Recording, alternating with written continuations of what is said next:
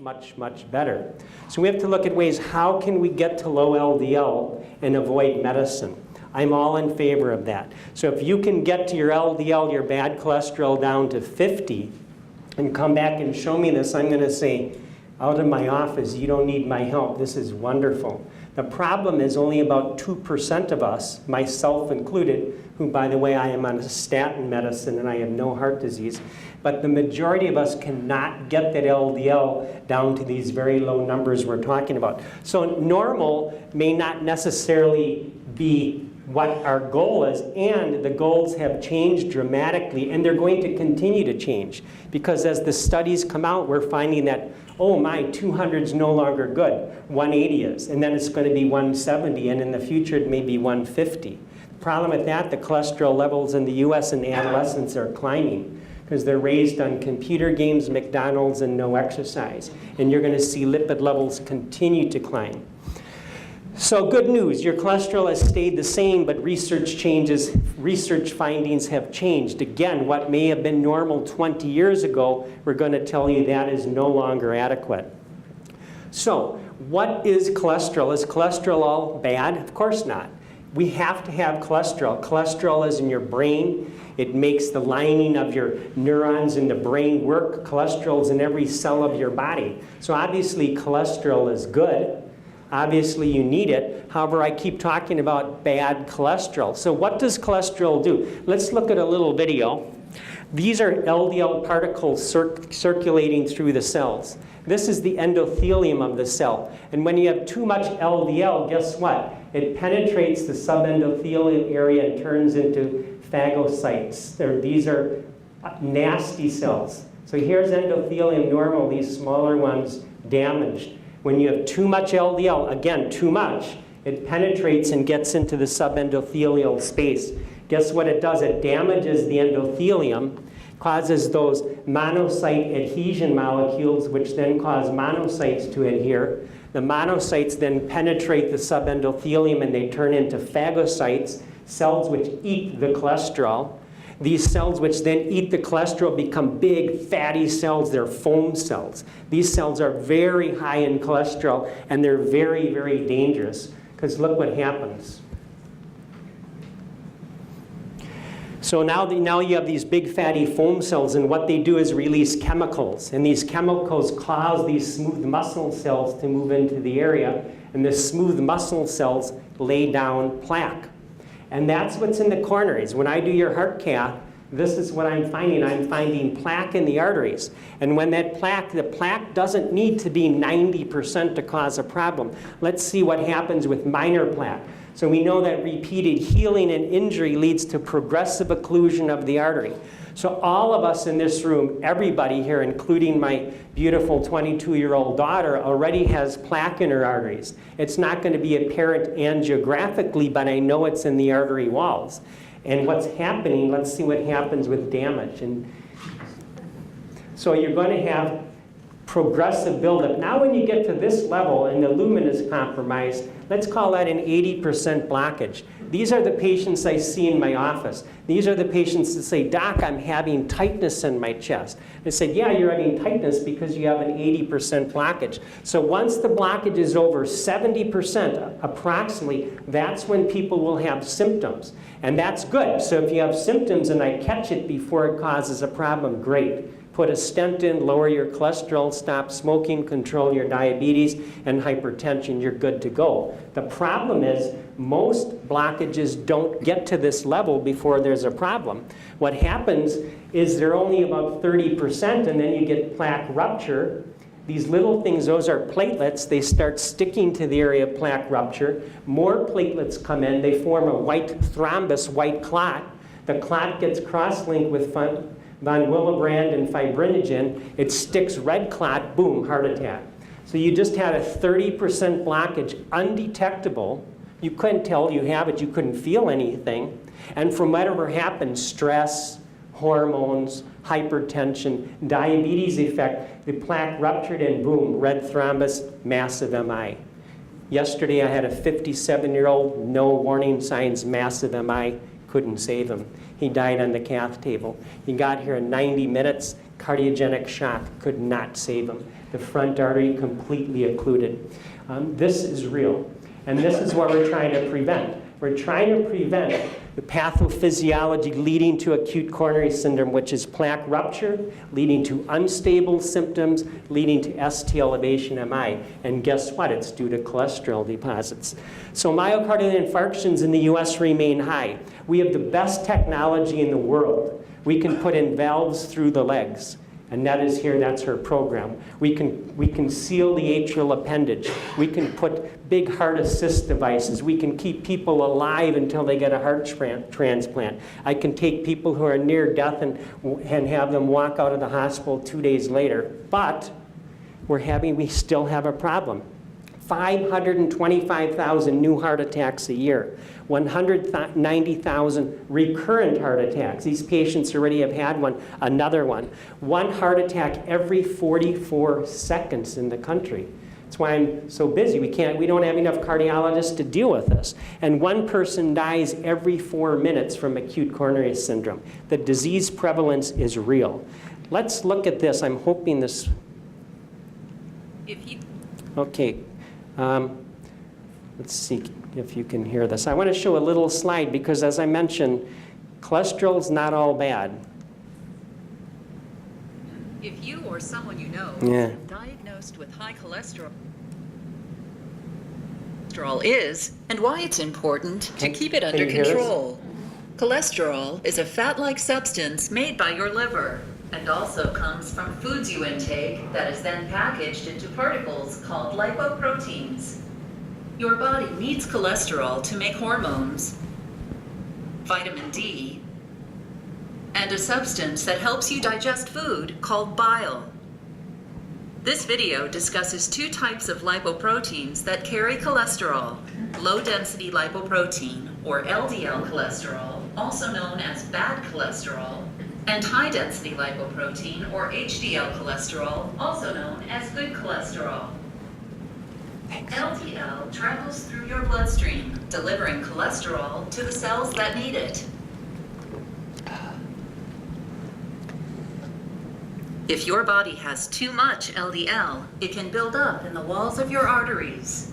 LDL and other substances in your artery wall form a fatty deposit called plaque. Over time, plaque can narrow the artery and reduce blood flow. LDL carries cholesterol into the plaque. This is why LDL is called the bad cholesterol. A common place this plaque can build up is in your coronary arteries, which are the blood vessels that feed your heart. It's a heart attack here, the black. This buildup causes coronary artery disease and increases your risk of a heart attack. Plaque buildup in other arteries, such as the carotid arteries in your neck, can reduce blood flow to your brain and increase the risk of a stroke. Your liver also makes high-density lipoprotein. Here's the good news, HDL. Also known as the good cholesterol. HDL helps remove excess cholesterol from your cells, tissues, and from plaque in your blood vessels. This is why HDL is called the good cholesterol. HDL returns the excess cholesterol to your liver, which removes it from your body. If after viewing this information, you have questions about cholesterol. Okay, so two types of cholesterol. The good cholesterol, HDL, heavenly cholesterol. The bad cholesterol, LDL. I always tell my patients lousy. Think of it as bad. And when we check a lipid profile, yeah, I want to know what your total cholesterol is, but I'm always going to ask, what is the LDL? And almost everybody sitting in this room, the majority of us, should have an LDL cholesterol of 70 or lower. Very difficult to get to, although it's possible with good healthy eating. And why do I say that? How low is too low of an LDL cholesterol? We don't know, because every study that keeps being done shows that the lower your LDL cholesterol is, down to 40 and lower, the lower your risk of death, stroke, and heart attack is. So lower is better. The same thing with HDL. Higher is better, the opposite. So your HDL, as it increases, your mortality decreases and your coronary heart disease risk decreases. There are populations they found that have LDLs of 140. Normal is about 40 to 50. Men 40, women a little higher, 55. And these people with these extremely high HDL cholesterols genetically don't seem to develop heart disease. So HDL is good cholesterol, LDL bad. HDL, we have no drugs on the market that are really intended to raise HDL. Nothing is tremendous as far as drug therapy. There's an old drug called niacin some of you may be on. Niacin raises HDL a bit, but the best thing for HDL other than genetics is exercise, and we'll talk about some new drugs which are hopefully 1 or 2 years away. So look, Doc, I'm a penguin. All I do is swim and eat fish. How on earth can I have high cholesterol? People tell me there's no way. You know, I have a normal body weight. I don't have any risk at all. Yes, you can have high cholesterol. Your liver is making 800 milligrams a day. Your diet's 300 to 400. So I have marathon runners who are vegetarian who have had heart attacks with high cholesterol. I have familial hyperlipidemia. I cannot get my cholesterol below 160 LDL without a medicine. And I eat healthy. Thank you, Jennifer. She cooks well.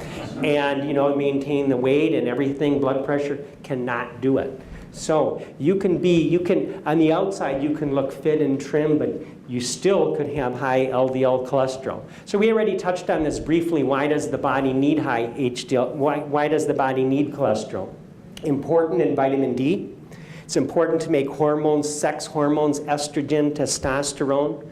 It creates cell membranes. Every cell membrane is held together with cholesterol. Coats the nerves in the brain, produces bile salts, which you need to digest food and digest fat-soluble vitamins, and it's somewhat anti-inflammatory. So it works to repair damage that happens due to stress, poor diet, and toxins. So cholesterol is a good thing. It's when you have too much. So what are the risks for atherosclerotic heart disease? The risk is significantly higher when you have multiple risk factors. I'm just talking about cholesterol. It's only one risk factor for disease.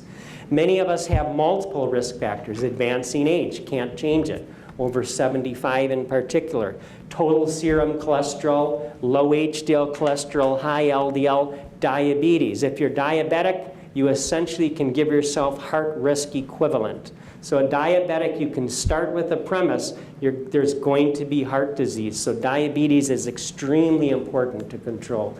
Stage 3 and 4 chronic kidney disease. Those are moderate to severe kidney failure before you're on dialysis, extremely high risk. Cigarette smoking, extremely high risk. And then family history. Other risk factors which we have less control over include different types of apolipoproteins, apolipoprotein B and A, I don't want to get into that, some clotting factors, markers of inflammation, homocysteine, C-reactive protein. That's why your doctor may say, you know, you need a C-reactive protein level. And you look at him and say, what is a C-reactive protein? It's a marker of inflammation. So if you're 40 years old and you come to your doc and say, Doc, I'm worried, my mom had a heart attack when she was 50, how do I know? What do I know besides cholesterol and besides blood pressure? What can you tell me about my risk? High sensitive C-reactive protein, if it's significantly elevated, that's a marker of inflammation and puts you at other risks. And we'll talk about some other things you can use as markers for your probability of developing heart disease. But this is very interesting. So if you look at the attributable risk factors for a first heart attack, okay, we all know we can modify smoking, eat more fruits, vegetables, exercise more, alcohol in moderation, 2 5-ounce drinks for a male, 1 for a female would be moderate, blood pressure control. But of all the things you have most control over, it's lipids. So lipids tremendous control because we have such good medicines. You know, to go from a body mass index of 40 to 24, that is a struggle. You're talking 5 years of hard sweat equity and eating and really working on it. Lipids, you're talking a month of a medication when you can probably get in a normal profile. I'm not saying just medicine alone, it's lifestyle, it's eating healthy, but of all the attributable risk factors which we can modify, by far, lipids. So, we have something in the office when somebody comes in and says, Doc, what is my risk 10 years of developing heart-associated problems? So let's do a little test here. So I'm going to take out my calculator, and this is the FACC risk estimator. Everybody should know their 10-year risk. Your doctor should be able to tell us. So let's do a patient who's 60. So I'm going to put this in the little computer. Let's take a male. Let's say he's Caucasian. What's a good systolic blood pressure? Maybe a little high. Let's give him a blood pressure of 140, so not too bad. Diastolic pressure 90, could do a little better. Cholesterol 240. I told you back in the 1970s, 240 was normal. Let's say HDL is 30, could do a little better. Let's say LDL is 160, a little high. Diabetic, yes. Smoker, yes. Hypertension, yes on treatment. Not on a statin, no aspirin. So what is his risk? So this person has a 63% risk of developing symptomatic heart disease within 10 years. And I didn't put in really significant risk factors, a little bit smoking, hypertension, but you can actually use one of these risk calculators and look for your 10-year risk. And why is that important? Because we know prognosis. In the United States, by the time you're 80, most people, your risk for developing coronary disease is about 75%. That's the entire US population. And why does it matter? So if you look at these risk categories, low risk, no risk factors at all, very few of us are in that category. Moderate, 10-year risk less than 10%. I just said this person had a 10-year risk of 60%. He's way up here in the extremely high risk. And then the high extreme risk is you already have a problem. You've had unstable angina. It persists despite a low LDL cholesterol. You have poorly controlled diabetes, renal insufficiency. Those are the ones you really need to focus on aggressive therapy. Because look at what happens when you combine 3 risks and calcium in the coronaries. 34 times having 0 risk and no coronary calcium of developing an event. And these events are death, stroke, heart attack. So when you combine multiple risks to already established coronary disease, whether it's on CT calcium score or I've done a heart cath and found it, 34 times what you would be at this area. And again, we can change that. So the atherosclerotic coronary vascular risk estimator is the 10-year person's individual risk to establish a reference point. You can forecast the potential impact of interventions. So what happens if I take that LDL and drop it to 70? I can recalculate it, and you know what? The risk goes from nearly 70% down to about 20%. And you can assess follow-up visits, see how they're doing. So it's a neat tool. You can download it from the internet, put your own information in, and come up with the score. ASCVD Risk Estimator, free app online. And what they're looking at is your age, sex, race, blood pressure, cholesterol, diabetes, smoker, yes or no. Are you on therapy? Are you on a statin? Are you on aspirin? And that you can calculate your risk. You have to use one of the download calculators because we don't exactly know the numbers to plug in. So lifetime risk for atherosclerotic disease, lifetime in average population 46. As I mentioned, it's going sky high now in certain populations, particularly Hispanics and African Americans. A lot of that is lifestyle.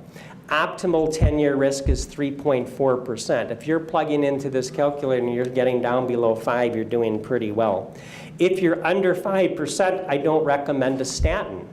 So here I am, a physician who's on a statin, telling you if you're very low risk, don't take a statin. Why do you want to take a medicine with potential side effects?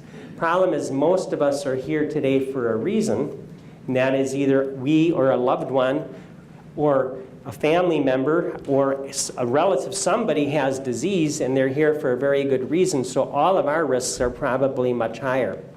And then the guidelines for blood pressure do not specify treatment, and we talked about this last time if your blood pressure is in the normal range.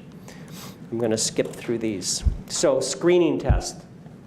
I mentioned before, what if you're that 40-year-old and you really don't know and you say, Doc, can you give me a little more evidence? Can you tell me what if I have 3 risk factors? Suddenly my chance of getting disease is much higher. Yes, you can do a coronary calcium score. So for $80, if you pay out of pocket because insurances often deny it, you can lay in a CT scanner. We can calculate your calcium score. If you have 0 calcium score, you're in pretty good shape. If your calcium score is over 100, you're predisposed for disease. You can get a high sensitivity C-reactive protein.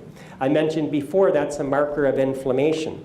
So if you're a 50-year-old with a strong family history but you have no disease and your doctor tells you your hsCRP is high, your coronary calcification is high, and your carotid intermedial plaque is high, you want to be aggressively treated. So that may be a reason for you to accept a statin medicine.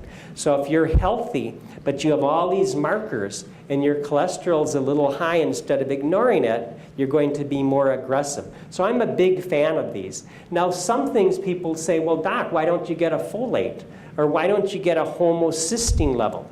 The routine measurement of homocysteine is not recommended because there's no treatment for it. There's no really thing to impact that. Folate really hasn't helped. So you'll see online sometimes, check this, do this, do this, do this, but there's no evidence base for it, or it can be actually harmful, or you can't impact it like you can cholesterol. So let's say you have a high cholesterol, and your doc wants to put you on a medicine right away, and you say, wait, time out. Let's look for other causes. Don't you think maybe we should look for other causes? I eat pretty healthy. I'm not a big, heavy person. I'm not really uncontrolled diabetes. Why does a person with a body mass index of 25 have an LDL of 190? Should we look for other things? Of course. We should always look for other things. That includes sugar, because diabetics, the triglycerides will be higher. It includes thyroid, because low thyroid will lead to higher cholesterol. I've seen patients with cholesterols of 260, and they're hypothyroid. When you put them on thyroid replacement, the cholesterols go to normal. You should make sure there's not a liver problem. Liver makes cholesterol. There can be issues with the liver, and your cholesterol numbers can be out of range. And then again, kidneys.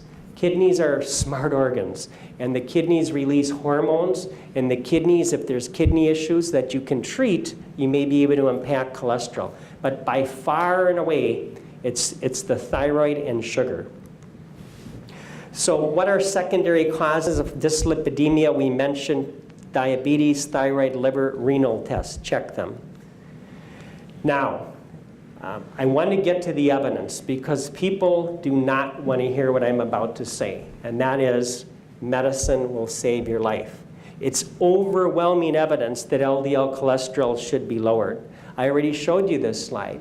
You can lower your cholesterol from 190 to 160, great. If that's all you can do, you've just reduced your mortality by absolute reduction, nearly 1%, relative risk reduction, 33%. So no matter how well you're doing, great, go for it. Lower that cholesterol as low as you can. Overwhelming evidence that low is better. So it's unequivocal data, and we don't know how low is too low. Here's a meta-analysis, meaning we took multiple studies, put them combined as one, and reviewed the data retrospectively after the studies were done. And we found that for each 39 milligrams reduction in LDL, you had 29% reduction in major vascular events, which is significant. And those were people with LDLs already 77. So if your LDL is 77 and you lower it 39%, so 21 points, you just 29% less chance of dying, having a stroke, and having a heart attack. And that's starting at a very low LDL, which is very hard to obtain, 77. I told you earlier, I'm happy, I'm ecstatic. If every one of my patients was at 77, I would say this is wonderful. Get to 70, even below 50 is great. So now let's look at what are some of the therapies? Jennifer, how much time? I can split this into another talk because there's way too much to cover, but you let me know what you want. 5 more. 5 minutes? Okay, we'll split it into another talk. So I don't want to rush. This is too fun because I'm going to go into natural remedies as well. I'm not here to tell you everybody needs to be on a statin. I am here to tell you get that cholesterol low, and if you can do it with garlic and tea and eating healthy and all these other things I'm going to talk about, that's going to be part 2 because some people are going to want to come back and hear the natural remedies. But now, by far and away, if you're going to go home and do one thing, you're going to ask your doc, what is my cholesterol, what is my goal, and how can I get there? The evidence is overwhelming. When I was in medical school, we didn't even know what a statin was. This was 1983 to 1987. The 4S study, the major study showing the benefit to statins, came out in 1994. Before that, we didn't know what statins. We threw up our hands and said, you know, eat healthy, it is what it is. Now we have all these studies that show statin better, statin better, statin better, statin better. All the studies are showing statins are better than what? They're better than diet alone. They're better than placebo sugar pill. And some statins are better than others. So there's unwavering benefits to statins. Nothing should dissuade clinicians from using statins in high-risk patients, patients who already have heart disease, patients who are diabetic. Primary prevention, if you come into my office and you're 50 and want to know the benefits to a statin, that's different. Secondary prevention, unwavering benefits should be treated. And why is that? Now, let's look at justification for use of statins in primary prevention. That's a patient who comes in who doesn't have heart disease yet, but they want to prevent it. They're a lower risk than those of us who have heart disease or who have had a bypass surgery or a stent. These are primary patients, and look at this, 44% relative risk reduction, primary prevention, and relative risk reduction are all these events again. So if you have a family member that you're concerned about, let's say you have a child who's 20 years younger than you, doesn't have a problem yet, you're trying to prevent it. That's primary prevention. And the data is still overwhelming. P-value is 0.00001, which means highly, highly significant to treat them. Secondary prevention, that's most of us. I already have a problem, doc. What's the benefit? Every single study, starting that first 4S study that I mentioned, look at those levels of LDL. This was back in 1994. We were treating levels of 190 to 210. Now we're treating levels of 70, 80, 90, 100, and we're still seeing benefit. So people that tell me, doc, I just don't believe in statins, I'm not going to listen to that because the evidence is there. I will listen if they say, doc, I don't want to take it. And I'll say, why don't you want to take it? Because I know they can be harmful. Okay, in what way can they be harmful? Let's talk about it. I've had muscle aches, okay? I've had, and we're going to go through some of this because I do want to talk to the patients. I want to see what is your fear of taking a statin and can you do it without it? Let's look at diabetes, and then I think I'm going to call it just for questions, and then we'll complete next time. In diabetics should be monitored very carefully because your risk is nearly the same as a risk of already having a heart problem. So in most adults with diabetes, even if you don't have a heart problem, you should check your cholesterol yearly. Your LDL should be under 100. I didn't say 70, I said under 100. Triglycerides under 150. Very important. Usually the adult onset diabetes, those are the abdominal waist, bigger in the waist, the low HDL cholesterol, high triglycerides, and low LDL. And triglycerides in the diabetic are often high. So those patients you really want to talk to about alcohol intake, exercise, low carbohydrates, and check yearly. And again, the focus should be on lifestyle. I keep talking about medicine because it's so powerful, but it's always lifestyle. And you can see reduced saturated fat. We're going to get into fat in the next lecture on what is trans fat, what's monounsaturated, what's polysaturated fat. But reduce fat, increase omega-3 fatty acids, increase fish. You can fiber, plant steroids, weight loss, physical activity. All those things can help, particularly in diabetics. The ADA and the American Heart Association suggest different approaches. So they're going to say diet and exercise first, then medication if you can't get to goal. Statin therapy should always be added to lifestyle therapy regardless of baseline lipid levels if diabetic already has heart disease or if they're risk factors and over the age of 40. This is a very powerful slide. Hear that again. Statin therapy should be added to lifestyle therapy regardless of baseline lipid levels in a diabetic who already has heart disease. So even if your LDL is 70 and you say, Doc, that's low, that's normal, and I'm going to say, yeah, but you already had a heart attack. So what's to prevent another one? You need to be on a statin. So you have to look at the individual patient and say, what is your risk? What is your probability of another event?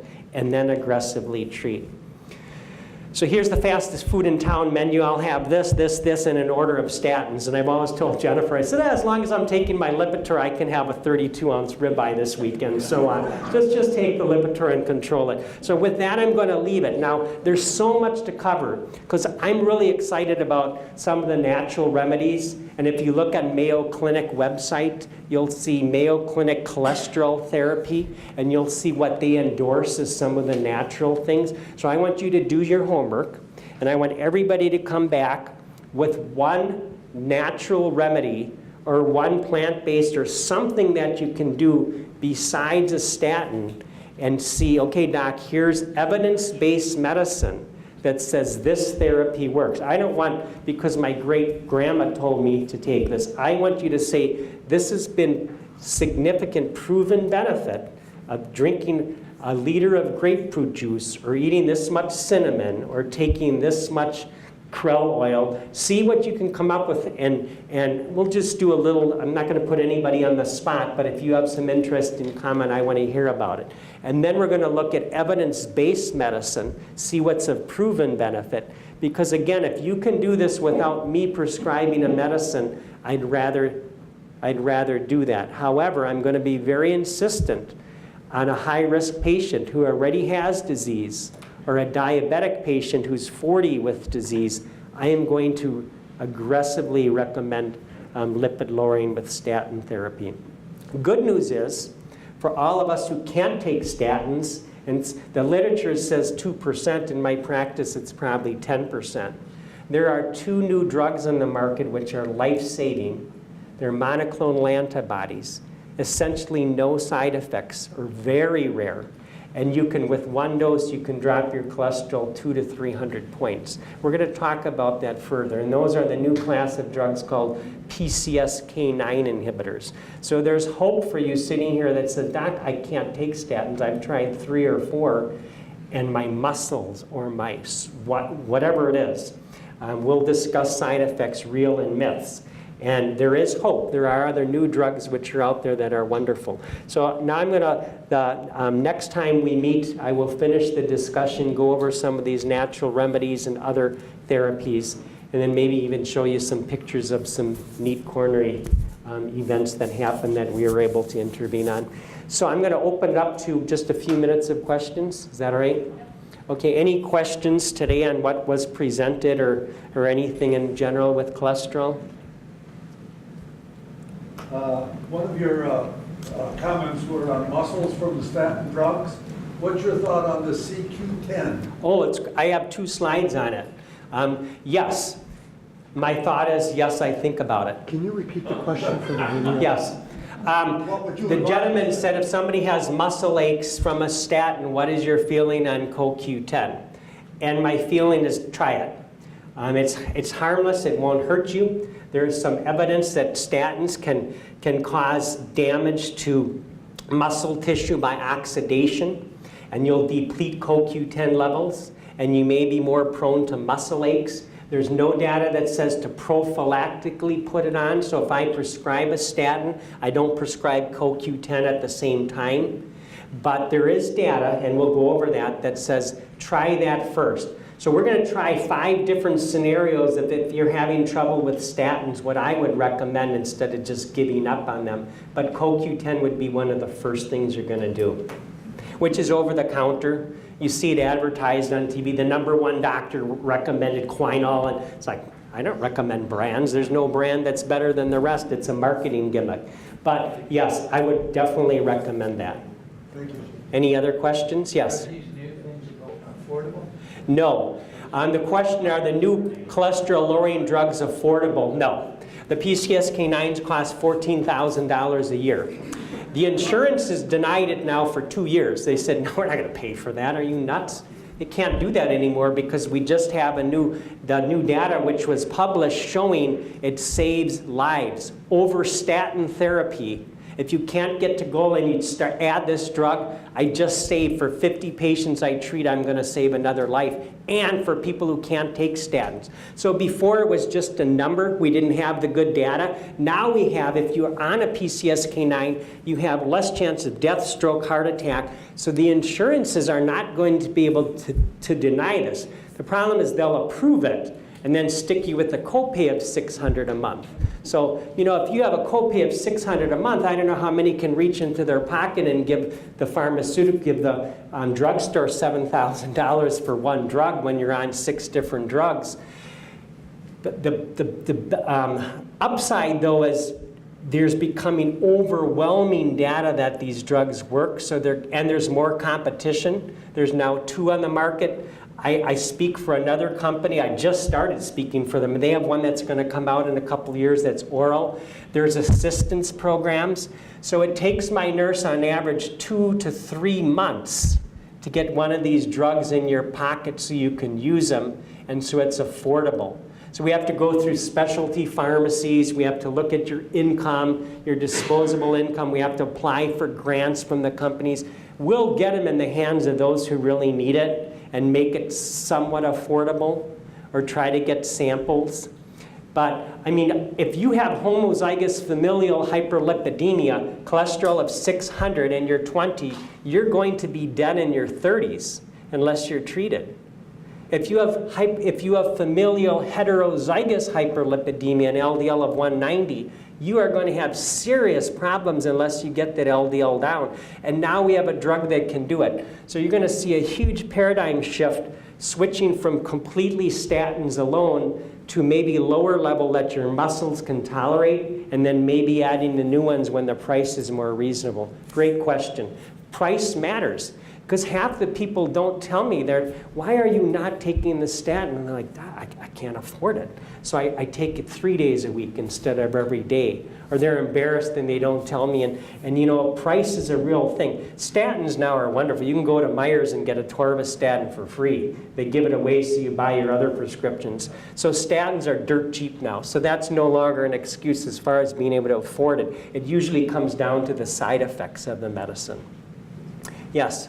My wife's on Prevalent, I think you pronounced it. Yes. Is that one of those? Yeah, that's a PCSK9. That's Praluent and Repatha. Unbelievable. I stand by them. Just for disclosure, I do speak for both those pharmacies. Way down when she got on. You better believe it's going to come down. There's only 1% of people who are not going to respond to them. I've had people who I could not get their cholesterol below 300.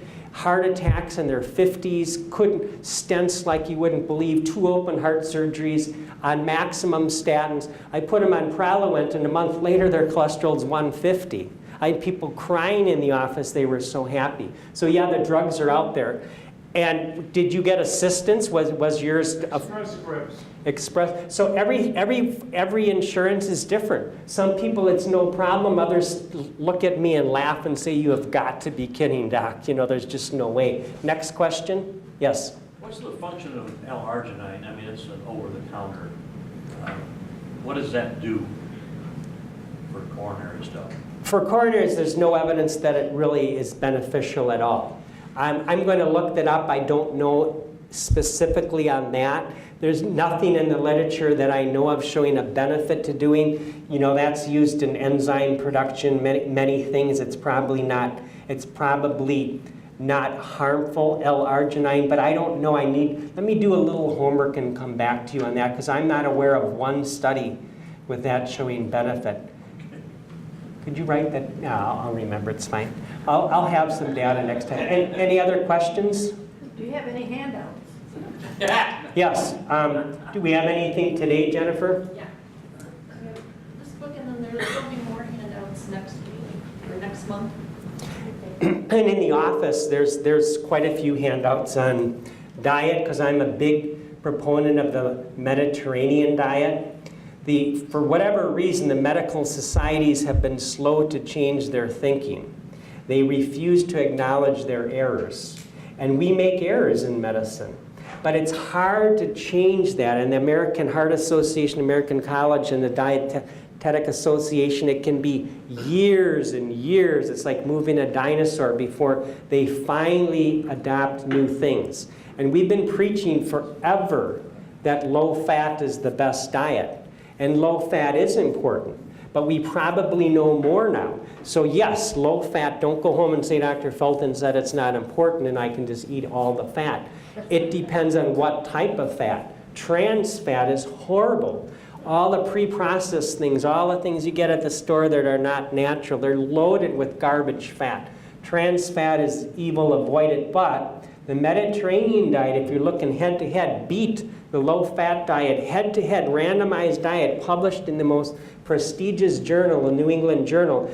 And I think we as a society have been slow to really teach patients that. So when you come and see me, and there's dietary concerns, I hand you the publication made more for the average non-medical person, and then a little sample of that diet. But the computer is so powerful, I tell people just Google Mediterranean and you'll see the benefit, which is basically fish, vegetables, nuts, legumes, oils instead of animal products. It's a very, very healthy diet. I strongly encourage it. Yes, well, do 2 more questions. This is a different topic, but related.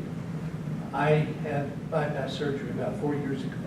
Prior to that, I had accumulated 21 stents, and I was accumulating them near the end there, about 1 every 6 months.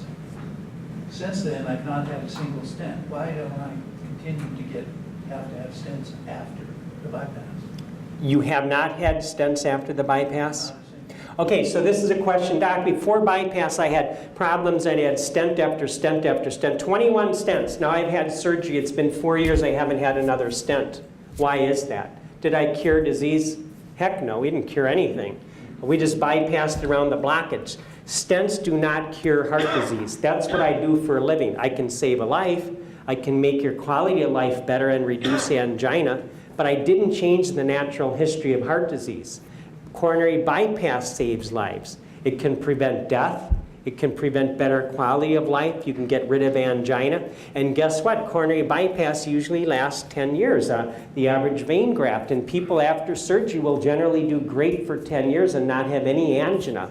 During that time, though, and I'm not saying I have patients who have a bypass who are 30 years later and never had an issue. Because you were one who was building up, your body was full of inflammation on the stents and it was saying, I do not like a stent. And your stents were re-narrowing. That's not supposed to happen. 20 years ago, our first stents, 20% of them would re-narrow. The current stents, when I put in now, I tell a patient you have a 9% lifetime chance of re-narrowing in this stent if you take care of yourself. But once they re-narrow, if you have that body, that inflammation or whatever is causing that stent to be quote unquote rejected, you can keep putting stents and the process can still develop. Surgery, though, is different. They take a conduit and bypass around the narrowing, hence the word bypass. So you have a complete new circulation. It's not dependent on those stent arteries anymore. The problem is you still have to control risk factors because the bypasses are veins.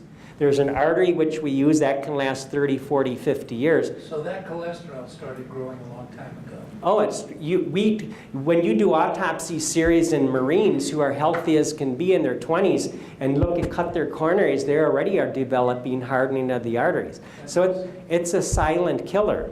So we don't know, you can go on, this guy, this gentleman yesterday, apparently nothing. Sees his doctor regularly, didn't know he had a problem. His wife is just, I'm sitting across the table and her husband just died with no warning signs. Coronary disease, this stuff we're talking about is a silent killer.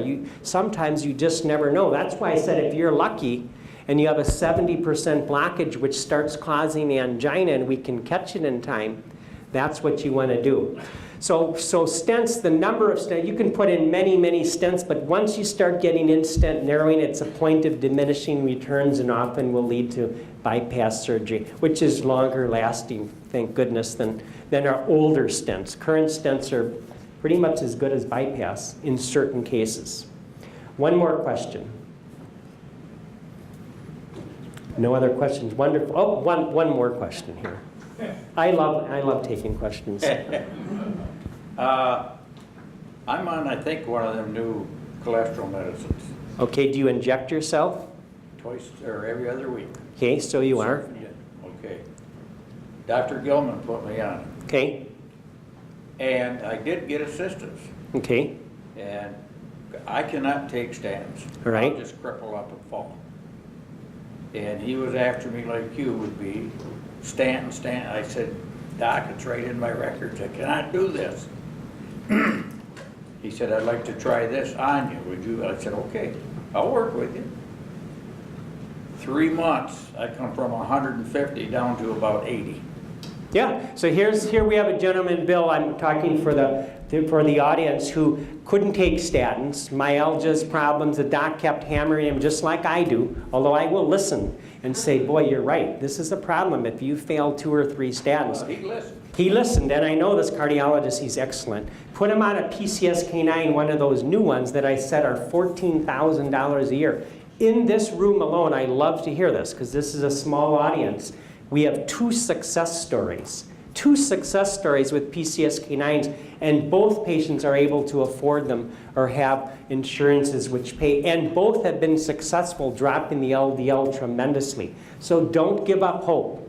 So don't give up hope. If you're one of those that, Doc, I really have tried. I've done everything you said. I take CoQ10, you check my thyroid. I can't take a statin. And you're serious about it, and we'll talk about it, because there's true intolerance and then there's no.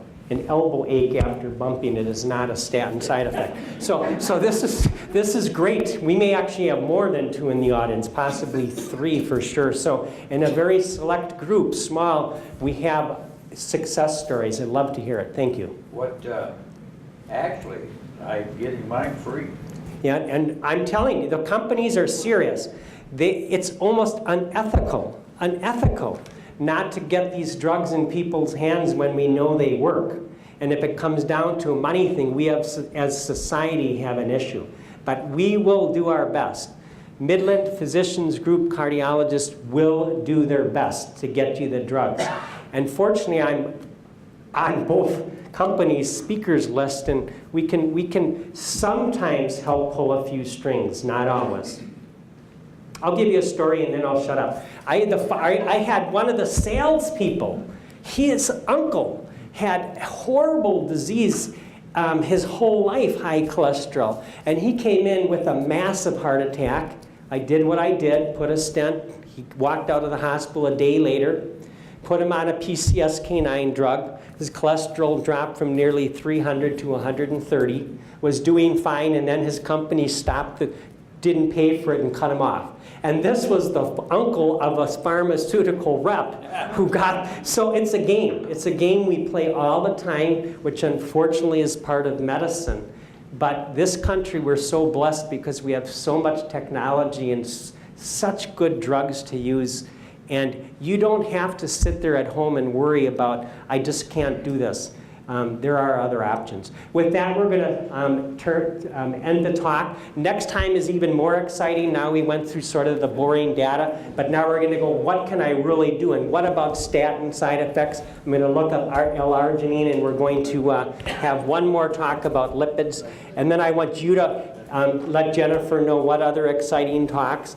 I don't want to talk about sex after heart attacks, so I told Jen, that's out of my comfort zone. Get somebody else. So thank you.